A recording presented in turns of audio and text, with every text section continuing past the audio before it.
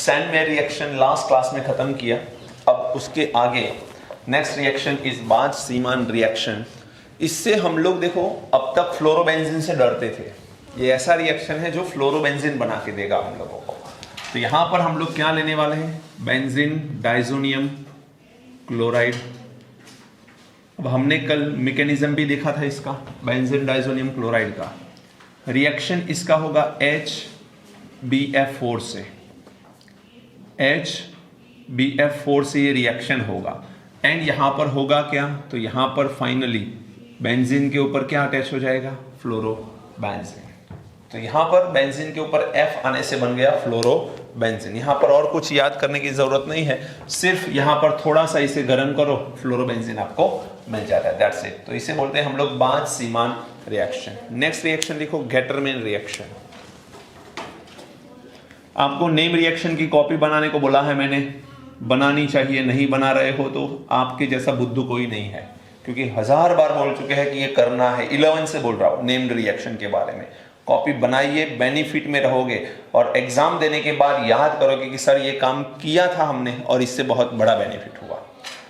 पछताने से क्या फायदा फिर कि सर ने बोला था नेम रिएक्शन की कॉपी बनाई होती तो अच्छा रहता, बट अच्छा नहीं रहा तो क्या फायदा फिर, राइट। तो बेहतर है कॉपी बना लीजिए आप लोग। गेटरमैन रिएक्शन,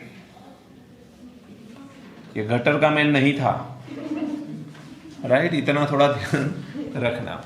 इसके थ्रू हम क्या बना सकते हैं गेटरमैन रिएक्शन से, तो we can make a chlorobenzene and bromobenzene. तो आप हेडिंग में लिख सकते हो, इसमें लिख सकते हो ओनली फ्लोरोबेंजीन, इसमें लिख सकते हो क्लोरोबेंजीन एंड ब्रोमोबेंजीन। तो हम क्या फॉर्म कर सकते हैं, तो क्लोरोबेंजीन एंड ब्रोमोबेंजीन यहां से बना सकते हैं। अब ये गेटरमैन रिएक्शन जो है वो एग्जैक्टली सैंडमेयर जैसा ही है, look like a Sandmeyer but not a Sandmeyer reaction. यहां पर आएगा N2 + Cl-, तो ये तो बेंजीन डाइजोनियम क्लोराइड ही है। अब यहां पर करना क्या है, कॉपर लेना है एंड HCl, वहां पर CuCl था, बस इतना सा फर्क है। यहां पर कॉपर मेटल के फॉर्म में लेना है एंड HCl लेना है। सिमिलरली यहां पर आपको कॉपर मेटल के फॉर्म में लेना है एंड HBr लेना है। वहां पर हम Cu2Cl2 ले सकते थे या CuCl ले सकते थे, किसमें, सैंडमेयर में Cu2Br2 या CuBr लेते थे एंड HBr। सिमिलरली यहां पर हमको प्रोडक्ट के तौर पे क्या मिल जाएगा, तो on the benzene ring Cl that is chlorobenzene and यहां पर हमें मिल जाएगा on the benzene ring Br that is bromobenzene. तो इस रिएक्शन को बोलते हैं गेटरमैन रिएक्शन। तो यहां पर हमने हेलो अरीन की प्रिपरेशन खत्म करी। हेलो अरीन जो है उस 3 तरह की है बेटा, वैसे 4 तरह के, लेकिन फ्लोरोबेंजीन तो एक ही है रिएक्शन। तो क्लोरोबेंजीन, ब्रोमोबेंजीन एंड आयोडोबेंजीन को बनाते हैं हम लोग। सभी रिएक्शन देख लिए, आयोडोबेंजीन का भी Ki वाला ही है। सबसे ज्यादा परेशान कौन करता है हमें, क्लोरोबेंजीन एंड ब्रोमोबेंजीन, क्योंकि बहुत बार बनते हैं तो बहुत सारे उसके रिएक्शन हमें याद रखने हैं। तो यहां तक है आपके हेलो अरीन की प्रिपरेशन। अब बात करनी हम लोगों को प्रॉपर्टीज। अगेन एक चीज समझ लेना, फिजिकल प्रॉपर्टी बुक में से पढ़नी है आपको। तो बुक में से मैंने क्या क्या बोला है, हेलो अल्कीन की प्रॉपर्टी, फिजिकल प्रॉपर्टी पढ़ लीजिए। हेलो अरीन की आप लोगों को फिजिकल प्रॉपर्टी पढ़ना है। एंड हेलो कंपाउंड जो पीछे दे रखे हैं एनसीईआरटी टेक्स्ट बुक में लास्ट पेज 2 है, उसमें हेलो कंपाउंड दे रखे हैं। तो वो हेलो कंपाउंड की आपको यूजेस एंड उसके प्रॉपर्टीज आपको याद करनी पड़ेगी। वो इसमें से क्वेश्चन एक तो जरूर आएगा, तो उसे इग्नोर मत करना, अच्छे से याद कर लेना। एक क्वेश्चन तो जरूर आएगा। सर 4 मार्क्स का ही सवाल है, कैसे 5 मार्क्स कर दूं मैं? 4 मार्क्स का ही सवाल आता है, मैं कैसे 5 मार्क्स कर दूं? तो वो तो एक्सेप्ट करके चलना है कि 4 मार्क्स, बट 4 मार्क्स बहुत, देखो 696 आए और 700 आए, दोनों में फीलिंग अलग है। आगे 6 है या पीछे मीन्स आगे 7 है, दोनों में बहुत बड़ा फर्क है। 700 बात ही कुछ और है, सही बात है कि नहीं? तो ये एक एक मार्क्स जो है वो गुजराती में कहावत है ना, टीपे टीपे सरोवर भराए। एग्जैक्टली आपको एक एक मार्क्स की चिंता करनी है यहाँ पर, कि कोई भी क्वेश्चन गलत ना हो जाए आपसे। क्वेश्चन तो गलत होता ही नहीं, आंसर गलत हो जाता है। चलिए लिखिए properties of aryl halide. Gattermann में क्लोरीनेशन के कंपेयर में ये ज्यादा मिलता है क्या, ये पे कुछ नहीं, वो कंपैरिजन कभी कहीं नहीं लिखी हुई मिली, तो I don't know exactly, but आपको देखना पड़ेगा, मुझे भी हमको तो क्वेश्चन पहली बार आया है।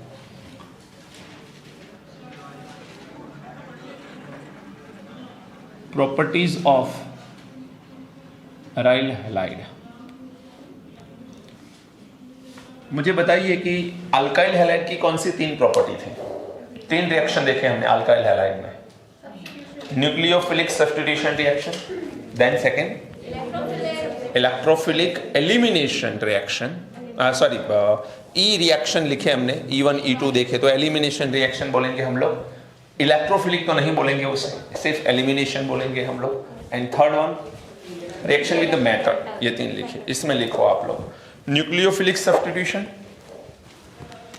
इसमें हम लोग जो पढ़ने वाले हैं वो है nucleophilic substitution.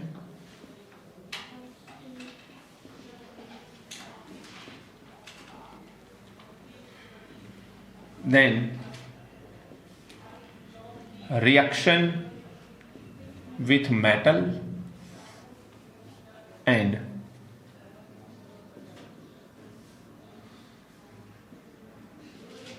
Electrophilic substitution. Electrophilic substitution समझ में आ रहा है? तो यहां पर हम 3 तरह के रिएक्शन को समझने वाले हैं। सबसे पहला हेडिंग लिखिए न्यूक्लियोफिलिक सब्स्टिट्यूशन रिएक्शन। नंबर 1 है हमारा nucleophilic substitution reaction. Nucleophilic substitution reaction, substitution reaction, ये हमें समझना है। हमें अल्काइल हैलाइड का पता है तो इसे पता करना आसान है।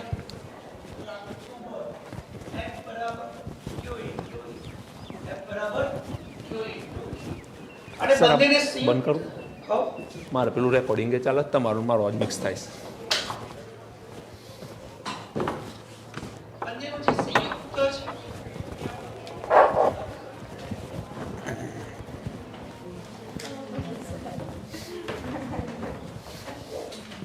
पहला लेक्चर तो वैसे भी एक्साइटमेंट से लिया जाता है, फिर स्लोली स्लोली स्लोली स्लोली जो है वो आवाज़ कम हो जाती है। चलिए, न्यूक्लियोफिलिक सब्स्टिट्यूशन रिएक्शन। अब सबसे बड़ी बात यह है, न्यूक्लियोफिलिक आप जानते हो दैट इज Nu माइनस लिखते हैं हम लोग, और यदि हम लोग अराइल हैलाइड ले लें तो वो कुछ ऐसा होगा X। अब आप सबको पता है कि यहां से जो X है वो गुड लिविंग ग्रुप है, अच्छा लिविंग ग्रुप है, बहुत आसानी से रिमूव हो सकता है, तो -X हो जाएगा। यहां पर ये इलेक्ट्रॉन पेयर को लेके चला जाएगा, तो हम लोग लिख सकते हैं इसे it is a good leaving group, ये बहुत अच्छा लिविंग ग्रुप है। तो X इजीली चला जाएगा, तो Nu इसके ऊपर आ जाएगा, तो यहां पर हमें कंपाउंड क्या मिलेगा? On the benzene ring Nu। तो यही होता है न्यूक्लियोफिलिक सब्स्टिट्यूशन रिएक्शन। एक न्यूक्लियोफाइल जो है वो रिमूव होता है, दूसरा न्यूक्लियोफाइल जो है वो अटैच होता है। बट बेटा इसमें ट्विस्ट ये है कि अल्काइल हैलाइड में जिस तरह से न्यूक्लियोफिलिक सब्स्टिट्यूशन रिएक्शन आसानी से होते हैं, उतने आसान एराइल हैलाइड में नहीं होते हैं। अब आपको लगे ऐसा क्यों है? तो देखो जरा, थोड़ा सा समझा दूं, इससे ही पता चल जाएगा। पूरे रेजोनेटिंग स्ट्रक्चर में नहीं ड्रॉ करने वाला। X है, X having a plus M effect, plus M effect वाला है ये, और प्लस M इफेक्ट है तो यहां पर से ये इलेक्ट्रॉन पेयर को डोनेट करेगा बेटा, तो यहां से इलेक्ट्रॉन इधर जाएंगे, जाएंगे कि नहीं? अब रेजोनेटिंग स्ट्रक्चर को देखा जाए तो कुछ कहानी ये निकल के आती है, यहां पर डबल बॉन्ड X हो जाएगा, यहां पर नेगेटिव चार्ज, फिर तो ये घूमता रहेगा, आप सबको पता है। मैं कहना ये चाहता हूं कि यहां पर आप देख सकते हो पार्शियल डबल बॉन्ड है, तो between benzene and halogen there is a partial double bond, and single bond को ब्रेक करना फिर भी आसान है, डबल बॉन्ड को ब्रेक करना मुश्किल है। ज्यादातर लोग ऐसा मानते हैं कि डबल बॉन्ड तो पाई बॉन्ड आता है, दोनों पाई बॉन्ड होते हैं क्या? नो। तो ये सिग्मा है, तो यहां पर सिग्मा तो है ही, बट दूसरा एक वीक बॉन्ड भी आ गया, कौन सा वाला? पाई। तो अब यहां पर एक स्ट्रॉन्ग बॉन्ड भी ब्रेक करना है और एक वीक बॉन्ड भी ब्रेक करना है, तो दोनों को ब्रेक करना थोड़ा मुश्किल होता है। तो यहां से इसको हटा के किसी और को यहां पर लाना थोड़ा सा डिफिकल्ट है। तो आप नोट करके नीचे लिखिए स्टेटमेंट, मैं बोलूं वैसे लिख लीजिए। बोलो किस में? हाँ पता है मुझे, मैं बताऊंगा, वो भी बताऊंगा अभी थोड़ी देर में। सिर्फ मुझे ये रीजन बताना है पार्शियल डबल बॉन्ड वाला। अभी तो मैं sp2 हाइब्रिडाइजेशन में जाऊंगा, बताऊंगा, पूरी चीज बताऊंगा, डोंट वरी। सभी जगह पे इंडक्टिव इफेक्ट डोमिनेट करती है एक्सेप्ट अराइल हैलाइड। समझना ध्यान से। देखो, aryl halide are much less chemically reactive. Aryl halide are much less chemically reactive than alkyl halide. Aryl halide are much less chemically reactive than alkyl halide towards nucleophilic substitution. Towards nucleophilic substitution. Okay, इसके पीछे दो reason है। पहला reason है resonance. पहला reason है resonance, जो मैं यहां पर बताना चाह रहा हूं आप लोगों को। पहला रीजन है रेजोनेंस। अब देखो, रेजोनेंस पूरा ड्रॉ कर ले हम यहां पर, एक बार तो ड्रॉ करना ही करना है हम लोगों को। तो यहां पर डबल बॉन्ड X, ये जो है ये इलेक्ट्रॉन इधर आएंगे और ये इधर शिफ्ट हो जाएंगे। तो यहां पर पाई बॉन्ड, यहां पर इलेक्ट्रॉन पेयर, यहां पर ऐसे हो जाएगा।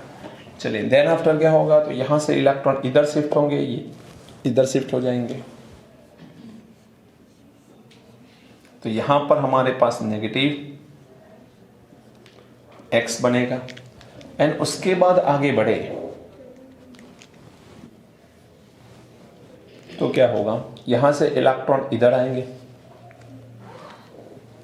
यहां पर डबल बॉन्ड है। हाँ, एक चीज और समझ लो, यहां पर कोई चार्ज अवेलेबल है? नो। तो रेजोनेटिंग स्ट्रक्चर में भी कोई चार्ज नहीं होना चाहिए, चार्ज ऑलवेज बैलेंस रहना चाहिए। तो X के ऊपर प्लस आएगा, इन सब में डबल बॉन्ड है ना, तो X के ऊपर प्लस आएगा। चलिए, अब यहां पर तो यहां से इलेक्ट्रॉन इधर जाएंगे, तो फाइनल स्ट्रक्चर हमारा कुछ बनेगा ऐसा। तो आप लोग देख सकते हो यहां पर एक चीज कि तीन स्ट्रक्चर ऐसे हैं जिसमें बिटवीन बेंजीन एंड हैलोजन क्या है बेटा? डबल बॉन्ड है।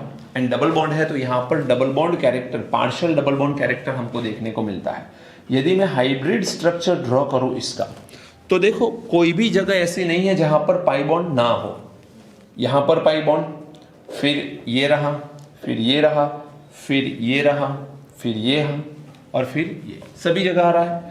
तो इसको हम लोग राउंड शेप में ऐसे ड्रॉ कर सकते हैं और यहां पर डेल्टा नेगेटिव लगा देंगे बेटा, क्योंकि नेगेटिव चार्ज आ रहा है, देखो आप लोग। एंड ऊपर की तरफ क्या है? लेकिन यहां पर भी पार्शियल डबल बॉन्ड का नेचर है, तो ब्रेकिंग लाइन से उसे भी रिप्रेजेंट करेंगे हम लोग। समझ में आया? इसे बोलते हैं हम लोग hybrid structure.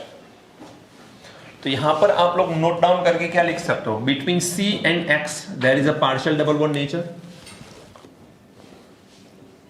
Between C and X there is partial double bond nature. Partial double bond nature है उनके बीच में। क्या partial double bond nature halogen का है बेंजीन के साथ, तो उसे हटाना आसान होगा? तो यहां पर लिख सकते हो, removal of halogen is much difficult.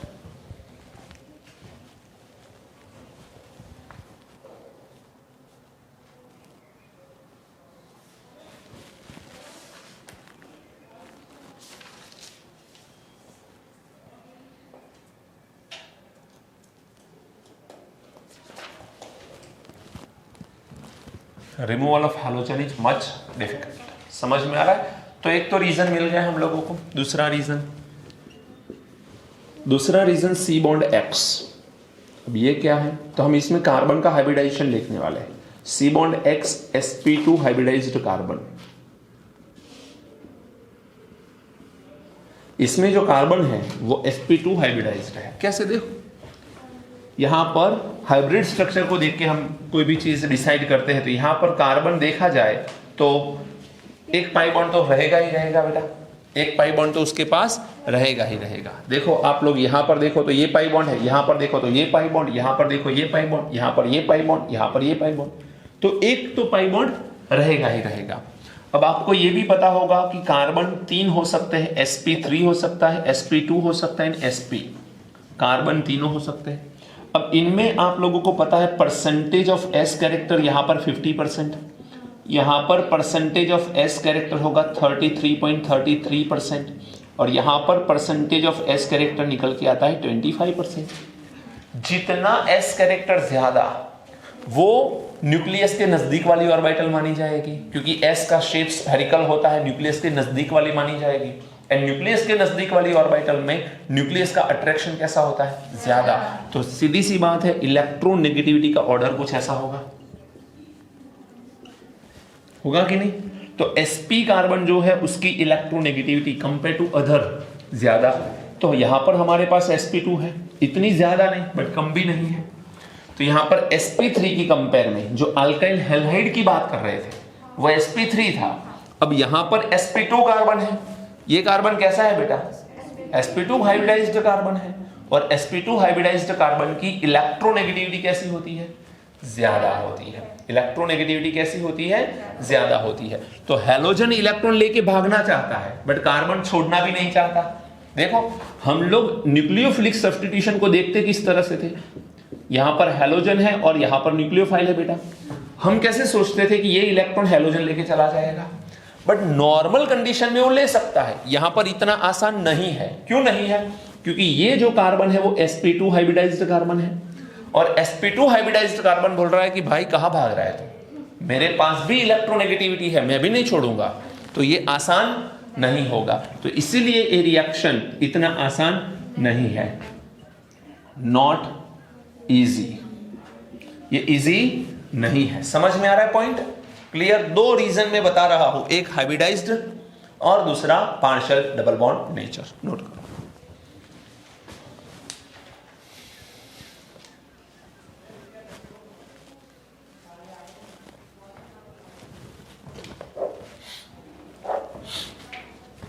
तो सवाल यह उठता है कि क्या हेलो एरीन जो है वो न्यूक्लियोफिलिक सब्स्टिट्यूशन देता ही नहीं है? देता तो है, नहीं देता होता तो अच्छा होता, खत्म हो जाता हमारा सिलेबस में से चैप्टर खत्म हो जाता, लेकिन ऐसा नहीं है। तो ये देता है, बट हमें लिखना होगा इस statement, under high pressure and high temperature it give us nucleophilic substitution reaction.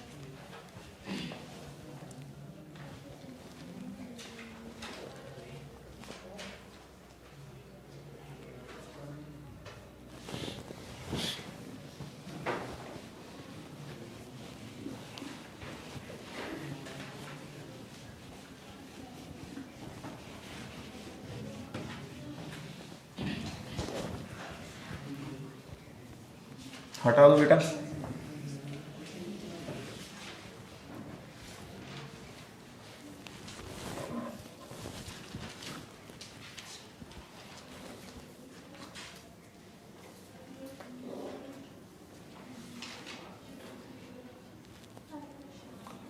बोलो, लिखा वो स्टेटमेंट लिखो। Under drastic condition such as high temperature and pressure, under high temperature and pressure haloarenes gives nucleophilic substitution reaction.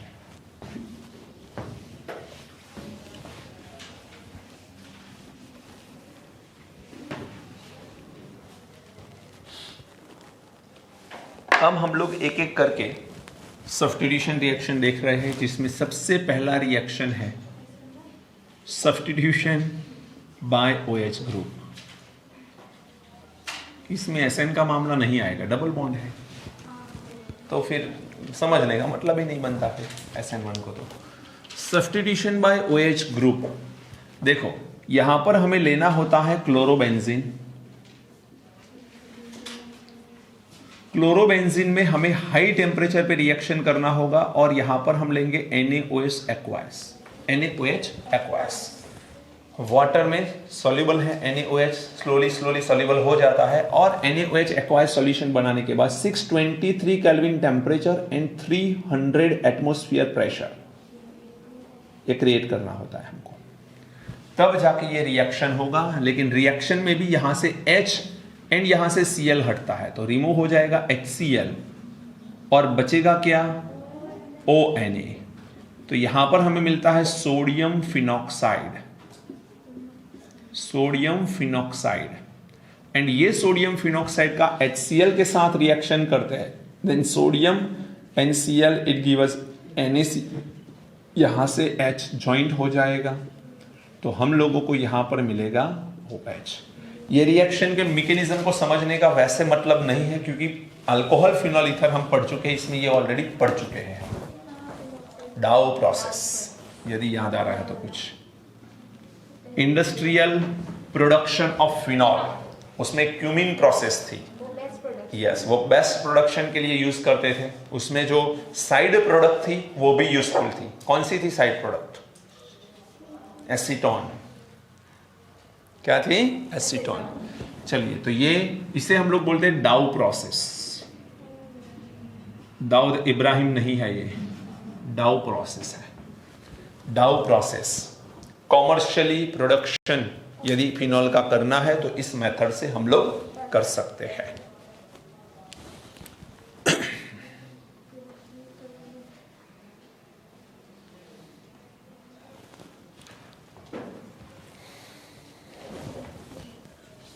Mechanism पढ़ाओ कि आप alcohol phenol ether में देख लोगे ना बेटा।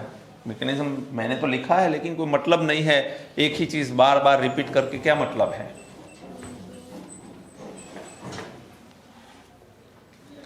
इस रिएक्शन में एक प्रॉब्लम था, यदि किसी को याद आए तो कुछ। डाउ प्रोसेस में प्रोडक्शन क्यूमिन की प्रोसेस और क्यूमिन की कंपेयर में कम क्यों मिलता था फिनॉल का? इसका एक रीजन था पर्टिकुलर, किसी को याद आ रहा है? बहुत दिनों हो गए नहीं अल्कोहल फिनॉल ईथर को देखे हुए, देखा करो थोड़ा। देखो इसमें प्रॉब्लम क्या होता है, आपके पास यहां पर बीच में फॉर्म क्या हो रहा है बेटा? Sodium phenoxide, sodium phenoxide form हो रहा है।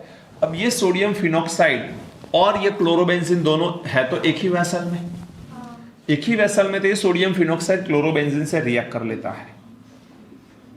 एंड क्लोरोबेंजीन से रिएक्ट कर लेता है तो होता यह है कि यहां से सोडियम एंड Cl दोनों मिलके NaCl रिमूव हो जाते हैं, एंड यहां पर डाइफिनाइल ईथर फॉर्म हो जाता है। एक्चुअली हम राह देख रहे हैं फिनॉल की और प्रोडक्शन कुछ और ही आ रहा है, डाइफिनाइल ईथर। तो हमारा जो रिएक्टेंट है वो कहीं और यूज हो रहा है। हम कहीं इन्वेस्ट करें कुछ प्रोडक्शन के लिए और वो प्रोडक्शन ना मिले और दूसरा कुछ मिले तो हमें थोड़ा सा नुकसान होगा। तो यहां पर ये डाइफिनाइल ईथर मिल रहा है और इसीलिए फिनॉल का प्रोडक्शन क्या हो रहा है? कम हो रहा है। तो ये रीजन आपको पता होना चाहिए कि डाइफिनाइल ईथर का प्रोडक्शन जब जब बढ़ता है तो फिनॉल का प्रोडक्शन कम हो जाता है।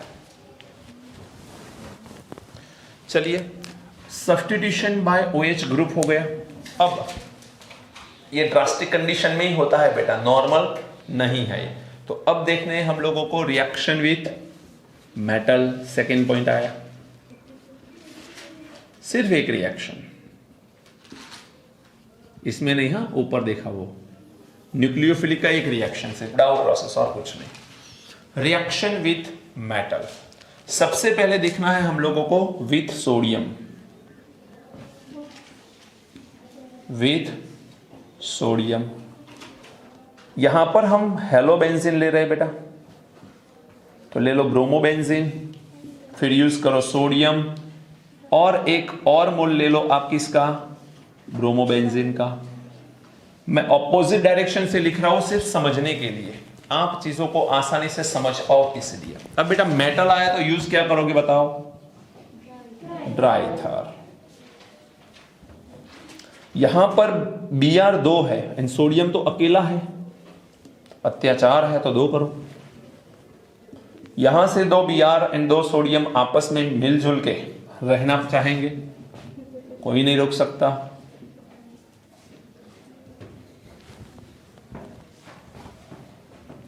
टू मोल ऑफ NaBr मिल गया, दोनों बेंजीन आपस में जुड़ जाएंगे एंड दोनों बेंजीन आपस में जुड़ेंगे तो यहां पर आपको मिल सकता है डाइफिनाइल। क्या मिल सकता है बेटा? डाइफिनाइल। और ये जो डाइफिनाइल फॉर्म करने की प्रोसेस है, इस प्रोसेस को एक नाम से हम जानते हैं, फिटिग रिएक्शन। क्या नाम से जानते हैं बेटा? फिटिग रिएक्शन। नाम याद रखना, फिटिग, नॉट फिटिंग, फिटिग रिएक्शन। अरीन का है तो जिसने बताया उसका नाम आएगा। अब फिटिग ने जब ये बताया तो फिटिग को थोड़ा सा आइडिया आया कि भाई ऐसा रिएक्शन तो हेलो अल्किन में भी होता था। अब आप बोल रहे हो वुड्स वाला, तो वुड्स का कॉन्सेप्ट थोड़ा सा उसने यूज किया और क्या किया समझना। उसने अपना बेंजीन तो लिया, मींस हेलो अरीन तो लिया, सोडियम भी लिया, बट यहां पर दूसरी साइड पे उसने हेलो अल्किन ले लिया। एक हेलो अल्केन, एक हेलो अरीन ले लिया, और यहां पर भी क्या बोलेंगे, ड्राई ईथर के साथ रिएक्शन। 2 मोल ले लो, यहां से ये दोनों हट जाएंगे बेटा। अगेन ये तो साथ चाहते ही एक दूसरे का, तो NaBr रिमूव हो जाएगा। अब क्या बचा, बेंजीन NCH3, तो यहां पर हमको मिल सकता है टॉल्यूइन, और इसको हम लोग बोलेंगे वुड्स फिटिग रिएक्शन, क्योंकि ये वुड्स का पॉइंट है और ये फिटिग का पॉइंट है, तो इसे बोलेंगे हम लोग वुड्स फिटिग रिएक्शन। समझ पा रहे हो बात को? वुड्स फिटिग रिएक्शन नोट करो। बिल्कुल हो सकता है, डायफिनाइल भी मिल सकता है, इथेन भी मिल सकता है, हो सकता है। इल्ड कौन सी ज्यादा मिलेगी कम मिलेगी वो एक अलग कॉन्सेप्ट है, लेकिन मिल सकते हैं तीनों।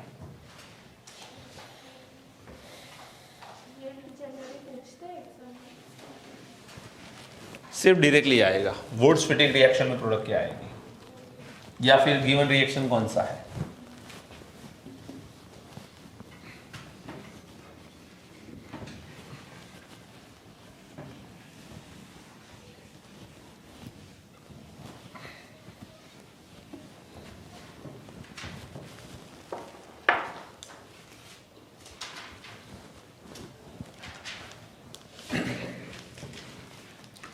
थर्ड रिएक्शन है, उसे हम लोग बोलते हैं उल्मान रिएक्शन।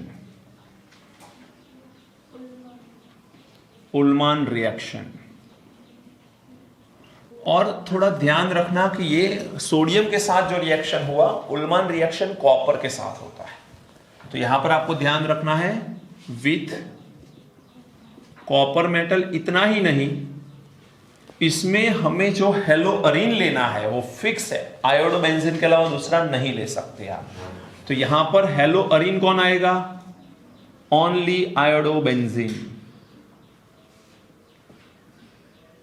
Only iodobenzene. तो ये कुछ पॉइंट है आपको याद रखने जैसे। कॉपर के साथ होगा एंड लेना क्या है बेटा, आयोडोबेंजीन लेना है। यहां पर हम लोग आयोडोबेंजीन ले लेंगे, कॉपर के साथ रिएक्शन करेंगे, और यहां पर अगेन हम आयोडोबेंजीन ले लेंगे। अगेन ड्राई ईथर की तो एजेंसी ले लो, बहुत यूज कर रहे हैं आजकल हम। थोड़ा सा हीट कर लो इसे, होगा ये कि यहां पर कॉपर जो है वो +1 कंडीशन पे आएगा, और वो आसान भी है। आपको पता होना चाहिए कॉपर की इलेक्ट्रॉनिक कॉन्फ़िगरेशन के अकॉर्डिंग। 3d10 होगा तो कॉपर +2 आसान नहीं है। 4s1 3d10 वाली जो कॉन्फ़िगरेशन है उसमें 4s1 में से एक इलेक्ट्रॉन निकालना आसान है, तो कॉपर +1 बनेगा, 2 आयोडीन के साथ ये CuI बना लेगा। अगेन यहां पर भी प्रोडक्ट हमको डाइफिनाइल मिल रही है। तो प्रोडक्शन में देखो, यहां पर डाइफिनाइल मिल रहा है, यहां पर डाइफिनाइल, फिटिग रिएक्शन भी डाइफिनाइल एंड उल्मान रिएक्शन भी डाइफिनाइल दे रहा है, बट दोनों में फर्क है। फर्क क्या है, इसमें सिर्फ आप क्या ले सकते हो, आयोडोबेंजीन ले सकते हो, एंड कॉपर के साथ ही रिएक्शन आपको करना है। चलिए, देन आफ्टर 4th नंबर है reaction with lithium. Reaction with lithium में you can use the chlorobenzene और bromobenzene, whatever you want, जो भी आप चाहो यूज कर सकते हो। लिथियम के साथ इसका रिएक्शन करो, अगेन एजेंसी किसकी ले रखी है, ड्राई ईथर की।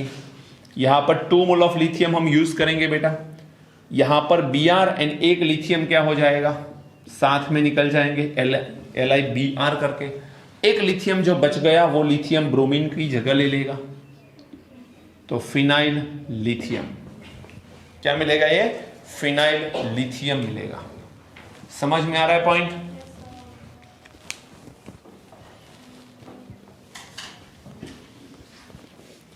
फोर्थ रिएक्शन हो गया विथ लिथियम, फिफ्थ वाला लिखो विथ मैग्नीशियम। और विथ मैग्नीशियम तो मिलना क्या है पता ही है आपको, ग्रिग्नार्ड रिएजेंट विथ मैग्नीशियम क्या मिलेगा बेटा, ग्रिग्नार्ड रिएजेंट का फॉर्मेशन होगा।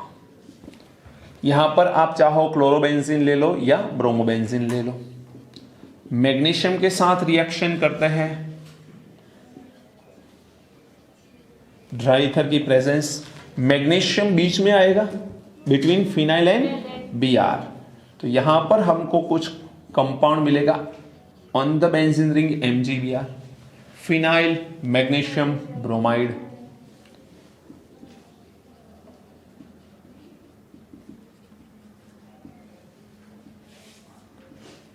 Phenyl magnesium bromide Grignard reagent बोलेंगे। सेम रिएक्शन आप किसके साथ कर सकते हो, क्लोरोबेंजीन के साथ कर सकते हो, ड्राई ईथर की प्रेजेंस में। तो यहां पर MgCl आ जाएगा, क्या बोलेंगे, phenyl magnesium chloride, phenyl magnesium chloride बोलेंगे।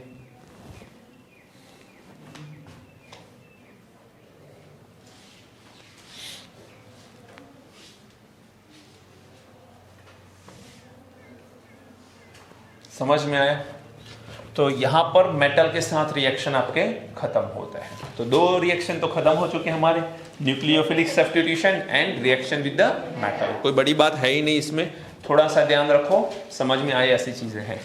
हाँ, नेम्ड रिएक्शन ज्यादा आए, उलमान रिएक्शन आया, फिटिंग रिएक्शन आया, वुड्स फिटिंग्स रिएक्शन आया, फिर ग्रिग्नार्ड रिएजेंट वाला आया, तो थोड़ा ध्यान रखना, सब कुछ फिट हो जाना चाहिए दिमाग में।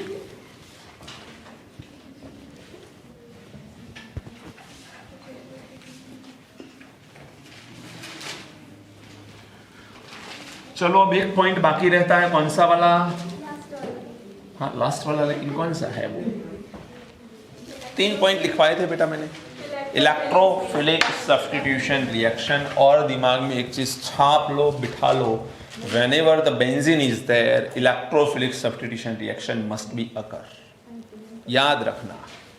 समझ में आ रहा है?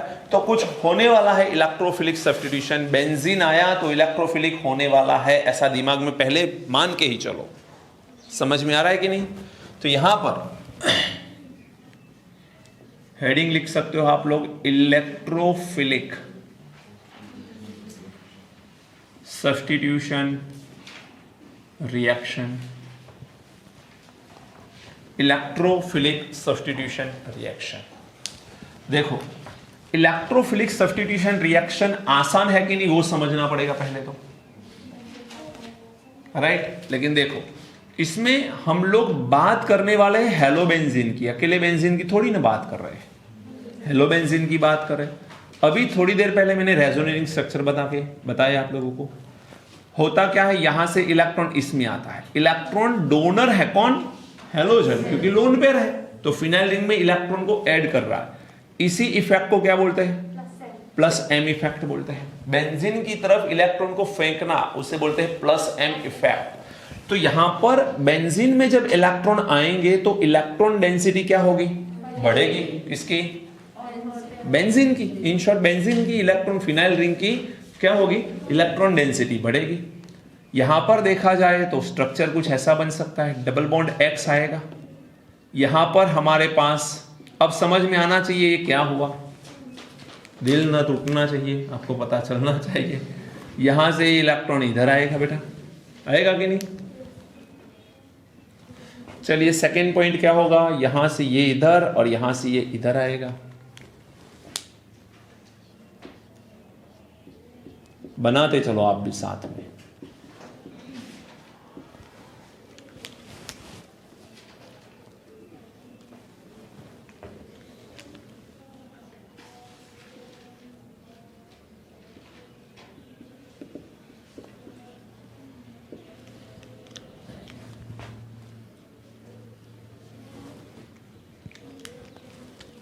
हैलोजन के ऊपर प्लस मत भूल जाना, हाँ बेटा, वो प्लस की कहीं जरूरत नहीं पड़ती तो भूल जाते हैं। ऐसे कुछ रेजोनेटिंग स्ट्रक्चर है।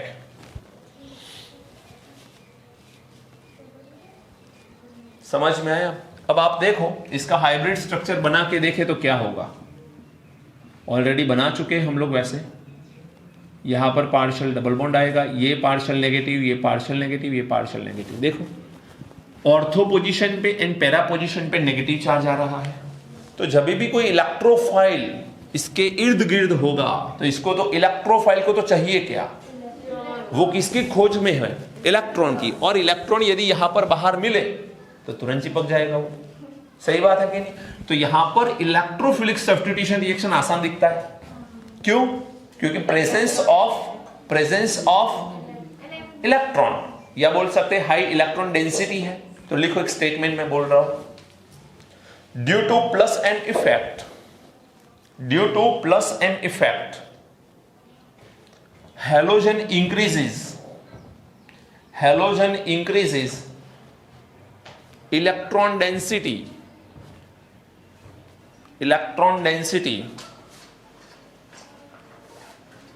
in ring, या बोल सकते हैं in phenyl ring. Halogen increases electron density in phenyl ring, या फिर रिंग लिख सकते हो। Due to which E plus is more attracted towards the ring, more attracted towards the ring।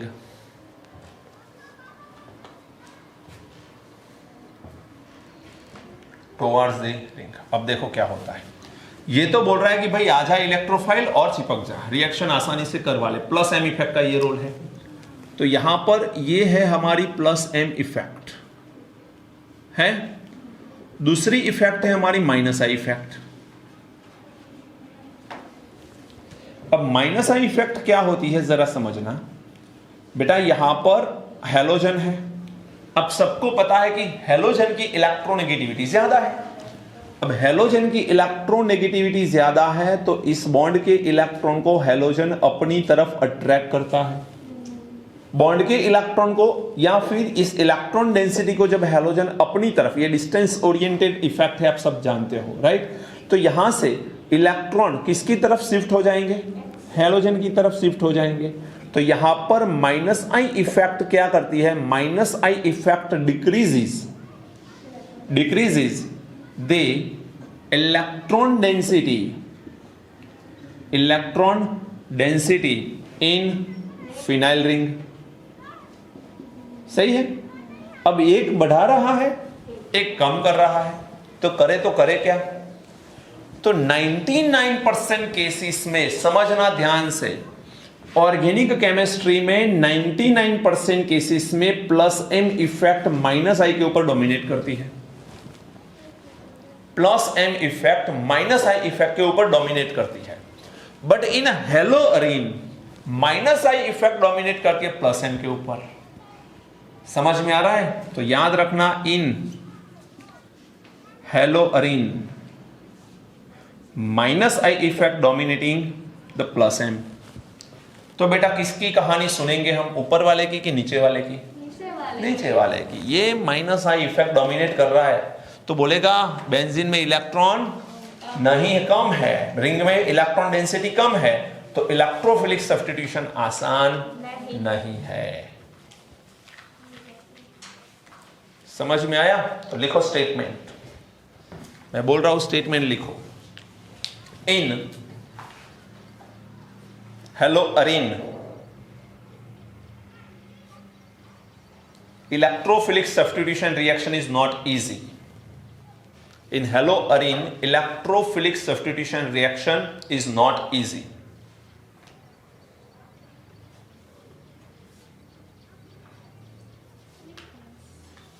Halogen are deactivating groups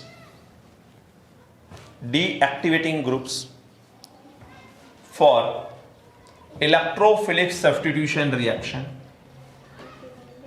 for electrophilic substitution reaction, and is forced, and it forced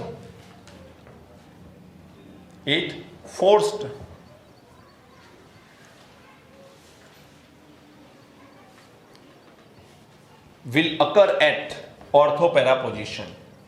ortho and para position में कुछ condition पे reactions होंगे, तो force से कहां पर हो सकते हैं? ऑर्थो पैरा कंडीशन में। थोड़ी सी भी इलेक्ट्रॉन डेंसिटी मिल रही है कहीं, तो कहां मिल रही है बेटा? ऑर्थो एंड पैरा पोजीशन पे मिल रही है। तो रिएक्शंस होंगे तो होंगे कहां? ऑर्थो एंड पैरा पोजीशन पे होंगे। तो चलो एक एक करके रिएक्शन देखते हैं। हटा दो इसे।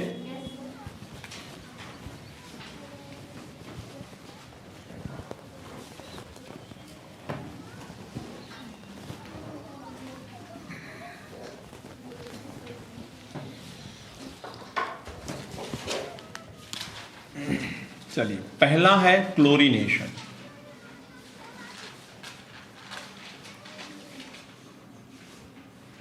क्लोरीनेशन, हेलोबेंजीन लेना है तो यहां पर हम लेंगे क्लोरोबेंजीन, यूज करेंगे Cl2 का, और यहां पर एनहाइड्रस AlCl3। अब पता होना चाहिए कि जरूरी नहीं AlCl3 ही ले।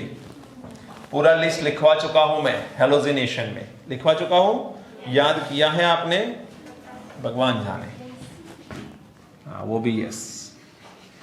बेंजीन के ऊपर Cl आएगा, जब भी दूसरा Cl कहीं आएगा तो कहां आएगा? ऑर्थो पोजीशन में आएगा एंड पैरा पोजीशन में आएगा। तो ortho dichlorobenzene and para dichlorobenzene. आप चाहो तो बैलेंस करो, नहीं करो तब भी चलेगा। हर बार HCl रिमूव होगा, इसे गर्म करना पड़ेगा। तो ये हो जाएगा हमारा क्लोरीनेशन। दूसरा पॉइंट है that is a nitration.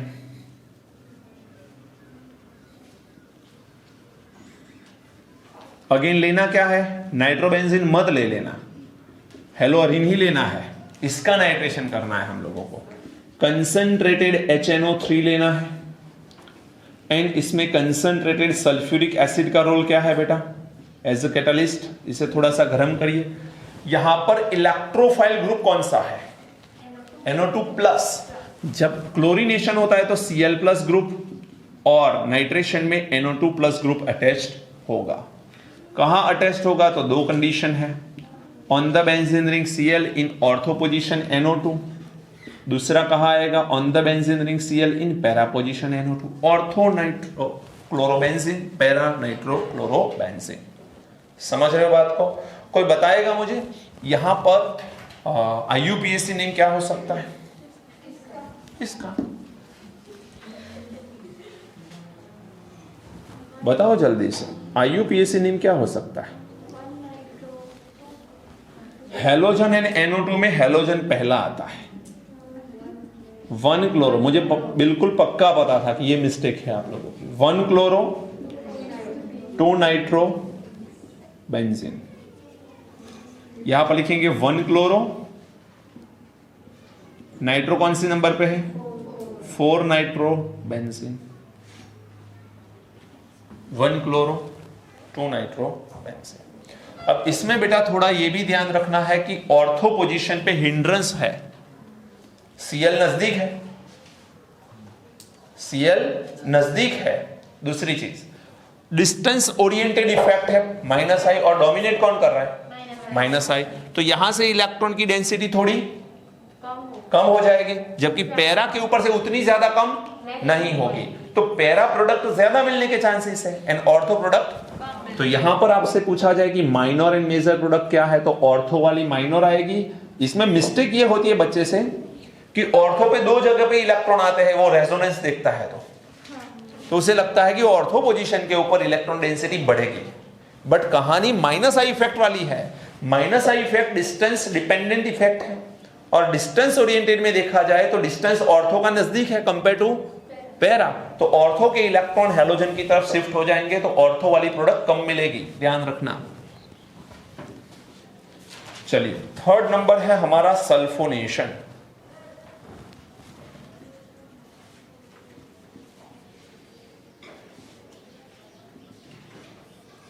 Sulphonation, यहां पर लेंगे हम लोग क्लोरोबेंजीन कंसंट्रेटेड सल्फ्यूरिक एसिड के साथ इसे गर्म कर लो, हो जाएगा। एंड सल्फोनेशन में बेटा कौन सा इलेक्ट्रोफाइल अटैच्ड होगा?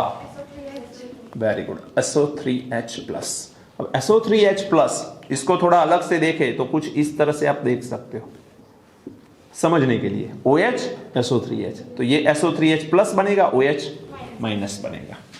ऊपर Cl है, SO3H ऑर्थो पोजीशन में आएगा, ऊपर Cl है, SO3H,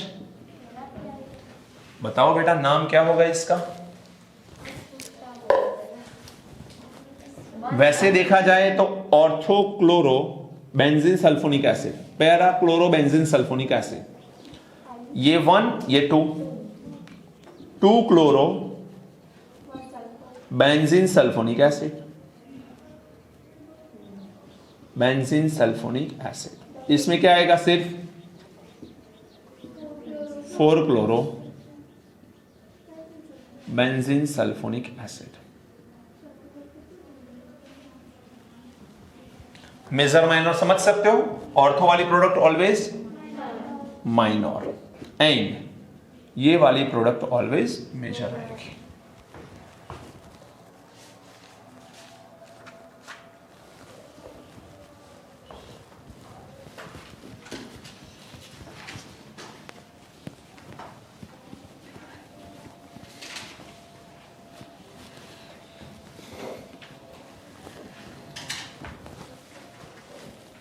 fourth number, Friedel craft reaction. अब फ्रीडल क्राफ्ट दो तरह के रिएक्शन देता है, एक देता है अल्काइलेशन, कैसा लेशन?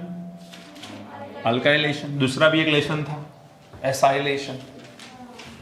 अल्काइलेशन में मिथाइल ग्रुप अटैच हो सकता है, इथाइल ग्रुप अटैच हो सकता है, कोई भी R+ ग्रुप अटैच्ड हो सकता है। इसमें हमें करना क्या है? लेना है क्लोरोबेंजीन, यहां पर आएगा methyl chloride, again anhydrous AlCl3। थोड़ा सा आप इसके टेम्परेचर के बारे में बता दो। तो यहां से मिथाइल ग्रुप कहां अटैच होगा? ऑर्थो एंड पैरा पोजीशन पे, ऑर्थो एंड पैरा पोजीशन पे ये अटैच्ड होगा। ऑर्थोक्लोरोटोल्यूइन, पैराक्लोरोटोल्यूइन नाम लिखना चाहो तो लिख सकते हो। 2 मिनट ठहर जाओ भाई, खत्म हो रहा है चैप्टर मेरा। CH3 CH2 CH2 Cl, anhydrous AlCl3 बेटा ले लूं मैं और इसको थोड़ा गर्म कर लूं, क्या होगा बोलो? यहां से बॉन्ड ब्रेक होगा, ये प्लस बनेगा बट प्लस शिफ्ट हो जाएगा, स्टेबिलिटी, हाइड्रोजन शिफ्टिंग होगी इसमें, हाइड्रोजन शिफ्ट। तो यहां से ये CH3 CH3 बनेगा और ये प्लस अटैक करेगा, इलेक्ट्रोफाइल है प्लस वाला। तो यहां पर प्रोडक्ट कुछ ऐसी मिल सकती है हमको, CH3 लाइक दिस। समझ में आ रहा है? चलो और एक लास्ट बाकी है, दैट इज एसाइलेशन।